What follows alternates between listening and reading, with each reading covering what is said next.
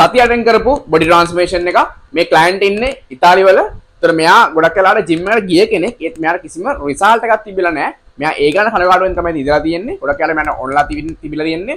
මෙයාගේ ෆැට් එක අයින් කරගන්න. ඒ කියන්නේ මෙයාගේ බොඩි එකේ බඩ පොඩ්ඩක් වැඩි. ඒ වුණාට ලොකු ෆැට් ලොස් එකක් නෙමෙයි. මෙයාට ඕනේ ඒත් එක්ක මෙයාගේ මසල්ස් ග්‍රෝ කරගන්න. ඒ කියන්නේ මෙයාගේ බොඩි එකේ ෂේප් එක ලස්සනට හදාගන්න තමයි මේ ක්ලයන්ට් ඕනලා තියෙන්නේ. අපි මේ ට්‍රාන්ස්ෆර්මේෂන් පටන් ගද්දි එයාගේ weight එක කිලෝ 74ක් වගේ තමයි තිබ්බේ. ඒතර මෙයාගේ දැන් weight එක කිලෝ 66ක් 65ක් level එකට ඇවිල්ලා තියෙනවා. ඒතර මේ සති 8 ඇතුළත මෙයාගේ බොඩි එකේ change එක ඔයාලා පේනවා ඇති. ඒතර මෙයාගේ බඩ අඩු වෙලා මෙයාගේ muscle එක grow වෙලා fat එක අඩු වෙලා තියෙනවා. එයා expect කරපු result එකකට ඇවිල්ලා තියෙනවා.